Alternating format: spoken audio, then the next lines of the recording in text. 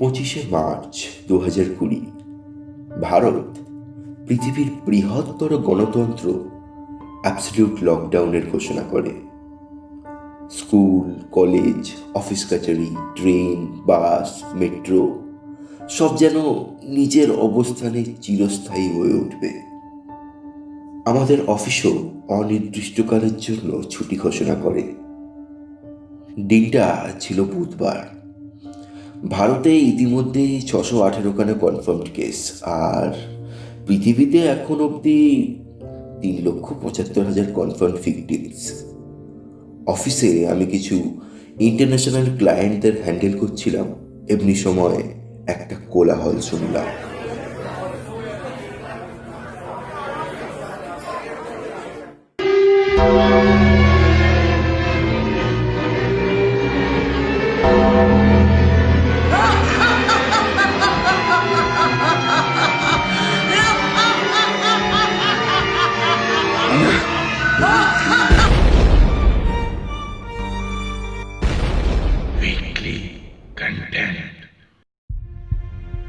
নমস্কার, weekly content অরিজিনালসে আপনাদের স্বাগত।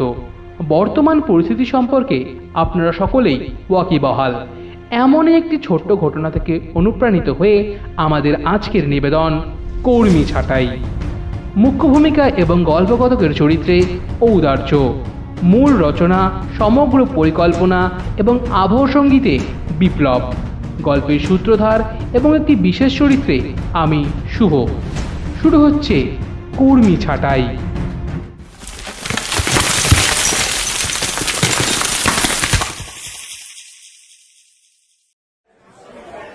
গিয়ে দেখি আমাদের প্রধানমন্ত্রী লকডাউনের ঘোষণা করলেন। आज रात 12 बजे से पूरे देश में, ध्यान से सुनिए, पूरे देश में आज रात 12 बजे से संपूर्ण देश में संपूर्ण लॉकडाउन होने जा रहा है। हिंदुस्तान को बचाने के বিশেষ लिए, করার তো কিছু নেই। हिंदुस्तान के हर नागरिक को बचाने के लिए আমাদের টিম লিডার ইনস্ট্রাকশন দিলেন যাতে আমরা আমাদের সব কাজ সম্পন্ন করি এবং ক্লায়েন্টদের মেল করেই যেন অফিস ছাড়ি। 21 দিনের লম্বা ছুটি সামনে। স্যালারির ব্যাপারটা এখনো কিছু কনফার্ম না। কাজ করলে কি কোনো কর্পোরেট তার এমপ্লয়িকে পেচেক দেয়? এইখানে বলে রাখি, আমি কাজ করি সেক্টর 5-এর এক বেসরকারি বিপিওতে। 1 বছর আগে ক্যালকাটা ইউনিভার্সিটি থেকে বিএ পাশ করে সরকারি চাকরির জন্য অপেক্ষা না করে আমি চাকরিটি ধরে নিই।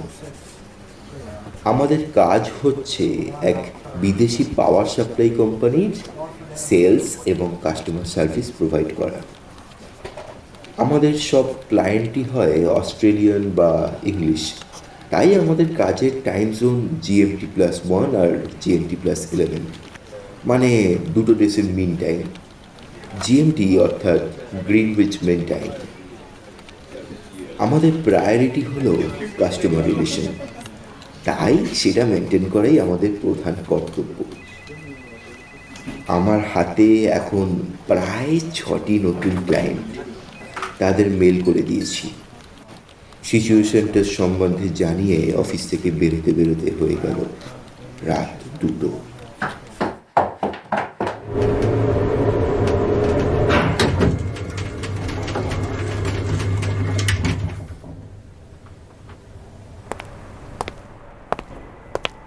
অফিস থেকে ড্রপ দিলেও আমি নিজের মোটর বাইকে ফিরি।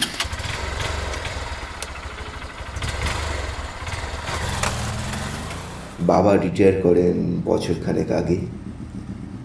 প্রভিডেন্ট ফান্ড ভেঙে রাজাবাজারে এক 2 BHK ফ্ল্যাট কিনেছেন।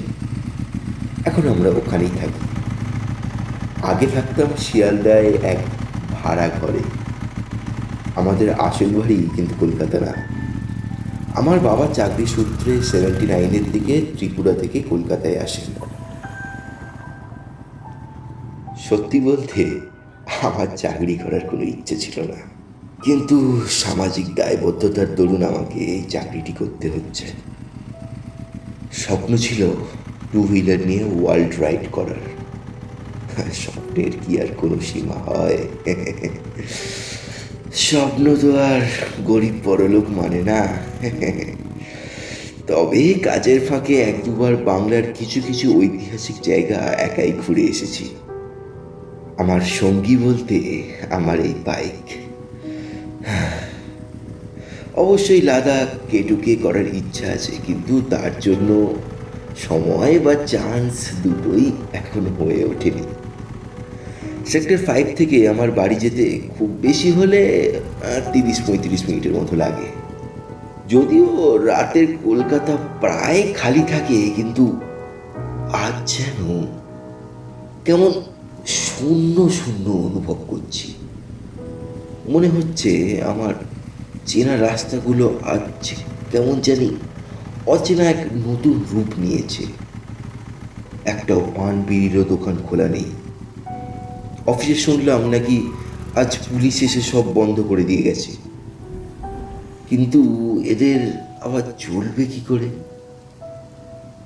যারা দিন আনা দিন খাওয়া মানুষ, তারা কি করে খাবে কে জানে। তাছাড়া আমাদের সাথে যে কি হবে এখনো তো সেটাও আন্দাজ করতে পারছি না। তবে আমার আশা কোনো না কোনো এক রাস্তা নিশ্চয়ই বেরোবে। 27 তারিখে বাইকের সার্ভিসিং এর ডেট ছিল, তবে সেটা বুঝছি এখন সম্ভব হবে না। গাড়ির ইএমআইটাও এখনো বাকি। যদি এই লকডাউনটা আবার বেড়ে যায় তাহলে হয়তো আর মাইনে পাবো না।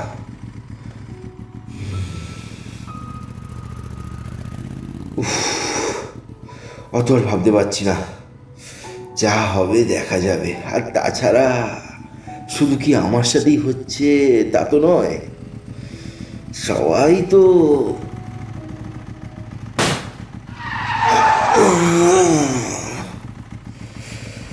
যা, এটাই হওয়া কি বাকি ছিল? নিজের ফোনের ফ্ল্যাশ লাইটটা জেলে ভালো করে পিছনের টায়ারটা দেখে বুঝলাম কোথা থেকে জানি একটা পেরেক ঢুকে গেছে। টায়ারটা টিউবলেস, পেরেকটা বের করলে সব হাওয়া বেরিয়ে যাবে। আগে ব্রিজের নিচে একটা টায়ারের দোকান আছে বটে, কিন্তু সেটা কি আজ খোলা হবে? যতটা হাওয়া আছে তাতে যদি চালানো হয় তাহলে টায়ার ড্যামেজ হওয়ার সম্ভাবনা বেশি। আর নতুন টায়ার কেনার মতো এখন হাতে টাকা পয়সা নেই। না, একে টেনে টেনে নিয়ে যেতে হবে। পাংচারটা ঠিক হয়েছে শিয়ালদা ফ্লাইওভারে উঠেই। ব্রিজের চড়া হয়ে গাড়িটা টানা বেশ কষ্টসাধ্য, তবে বাড়ির বেশি দূর নেই, ওই 1-1.5 মাইলের মতো। ব্রিজের প্রায় ওপরে উঠে পড়েছি। নিচে নামার সময় ক্লাচের ব্রেকটা ধরে নামতে হবে, ডিসব্যালেন্স হলে তো আমি তো যাওই, সঙ্গে আমার প্রিয় গাড়িটাও। এই, তোমার গাড়িতে কি হয়েছে? এ এখন কিছু নেই, যা যা।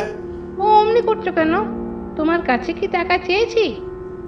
আমার পাশে হুট করে কোথা থেকে জানি একটা ভিখারি গোছের ছোকরা ছেলে এসে দাঁড়িয়ে আছে। ছেলেটার পরনে একটা পুরনো ফাটা সরকারি স্কুলের শার্ট ও একটি লাল হাফ প্যান্ট। দেখেই মনে হয় 11-12 বছরের ছোকরা। আমি আবার এদের একটু এড়িয়েই চলি। রাস্তায় অনেকবার আমার হাত পা ধরে টাকা নিয়ে গেছে, বিশেষ করে এই শিয়ালদা চত্বরে। শুনেছি নাকি এদের আবার গ্যাং ট্যাংও হয়।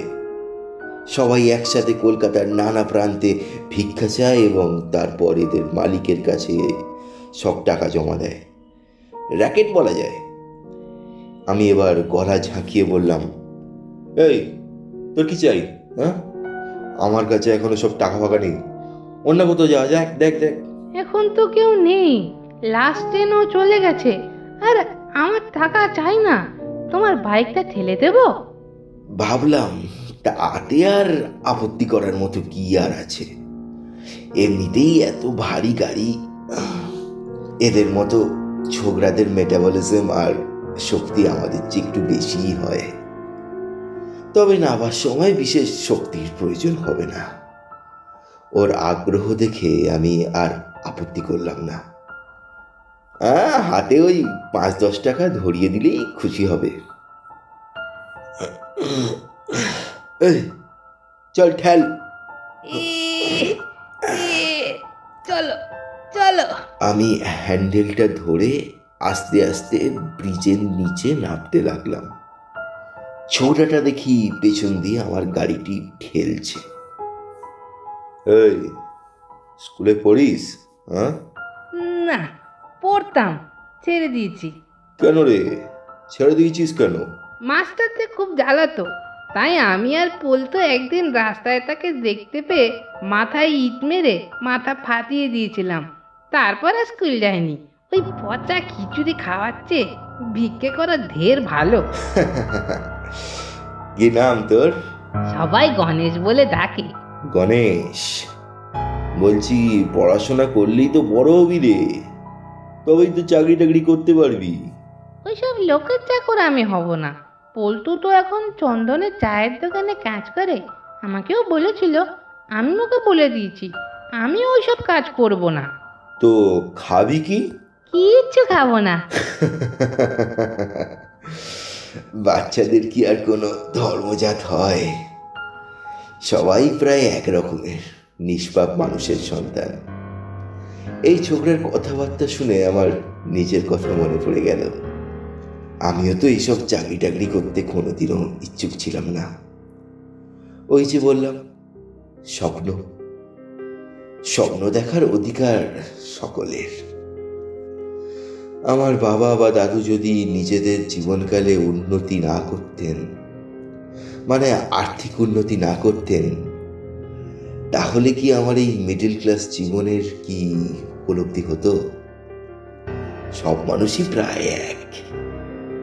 স্কুলে পড়েছি ডিফারেন্ট ক্রোমোসোমস মানুষের আইডেন্টিফাই পারমুটেশন কম্বিনেশনের জন্য দেয়, কিন্তু প্রকৃত দুনিয়ায় তফাৎ কি অর্থের নয়? এই ছোকরাটা যদি কোনো আজ HR এর ছেলে হতো, তাহলে কি আমার সাথে এমনি তফাৎ করতে পারতাম? তার তো কোনো দোষ নেই, হয়তো অনাথ টনাথ হবে। ডিসাইড করলাম, না, ব্রিজ থেকে নেমে এর হাতে 5-10 টাকা না, 20 টাকাই দেব। হয়তো এতে তার স্বপ্ন কোনোদিনও পূরণ হবে না ঠিকই, কিন্তু আমি নিজের আবেগ সামলে ছোকরাটিকে আবার জিজ্ঞেস করলাম, তবে গণেশ, বড় হয়ে কি হবি? আমি তো আর বড় হব না, এমনই থাকবো। তবে মা বলতো আমি অনেক বড় মানুষ হব। সবাই তো তাই বলে, তুমি হাসছো কেন? না, কিছু না। গাড়িটা টানতে টানতে ব্রিজের নিচে পৌঁছে গেছি। ওয়ালেট বের করে দেখি খুচরো পয়সা নেই, সবই 100 টাকার নোট। আশেপাশে তো কোনো দোকানও খোলা দেখছি না। তুমি রতন শেঠকে চেনো? হ্যাঁ, রতন শেঠ? আগে আমি তার কাছে কাজ করতাম। 100 টাকা খুচরো দিলে শেঠ 110 টাকা দিত আমাদের। তুমি খুচরো করবে ভাবছিলে, তাই বললাম। এইসব ছোকরাগুলো বেশ চালাক। সারাদিন রাস্তায় রাস্তায় ঘুরে বেড়ায়, সব ধরনের লোকজন দেখে এরা। মানুষের কমপ্লেক্স নেচার এদের কাছে খুবই সরল। ভাবতে অবাক লাগে, এরা আর একটা ভালো স্কুলের এক বয়সী বাচ্চাদের মধ্যে কতটা পার্থক্য। আমরা বাচ্চাদের সমাজের কমপ্লেক্সিটি থেকে প্রোটেক্ট করার চেষ্টা করি, আর এরা সেই নোংরা সমাজের কীট পতঙ্গ থেকে বেরিয়ে আসে। গণেশকে দেখছি আমার গাড়িটিকে বেশ মনোযোগ সহকারে দেখছে। হয়তো তার সেটা পছন্দ হয়েছে। ওই, আশেপাশে কোনো গাড়ির দোকান আছে? পুলিশ তো খুব মারছিল আজ, সবাই দোকান বন্ধ করে বাড়ি পালিয়েছে। তবে তুই যা, আমি হাঁটি হাঁটি এগোই, বুঝলি। টাকা খুচরো নেই আমার কাছে, তাই তোকে দিতে পারলাম না। তোমাকে বললাম তো আমার টাকা লাগবে না, তার আর কোনো কাজ নেই আমার কাছে। টাকা না হলে খাবি কি? আগে খেতাম, তবে এখন আর খিদেও পায় না। কি বলিস রে? হ্যাঁ, আগে না খেয়ে একদম থাকতে পারতাম না, তবে সেই দিন রাতে যখন আমরা ঘুমোচ্ছিলাম, ওই লাল গাড়িটা যেই আমাদের পিষে দিয়ে গেল, ওতে দেখি একদম হালকা হয়ে গেছি। তারপর থেকে আর খিদেও পায় না। হ্যাঁ? আমার বুকটা ধড়াস করে উঠল। গাড়ি পিষে দিয়ে গেছে মানে? তুমি যাও, আমি চললুম। ছেলেটি লাফাতে লাফাতে দেখি এক গলির ভিতরে ঢুকলো এবং মুহূর্তের মধ্যেই যেন অন্ধকারে মিলিয়ে গেল।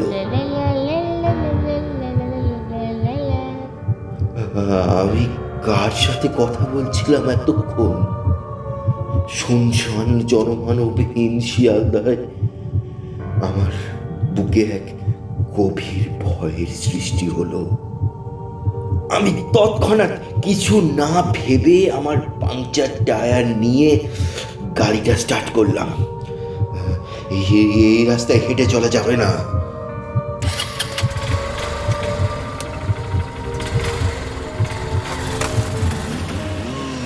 কি আজগুবি ঘটনা এটা! ছেলেটি তাহলে মানে আসলে কি? আমি কোনো সিগন্যাল টিগন্যাল না মেনে সোজা গাড়ি টেনে যাচ্ছি। রাজাবাজারের ঠিক মোড়ের সামনে এসে ট্রাম লাইনে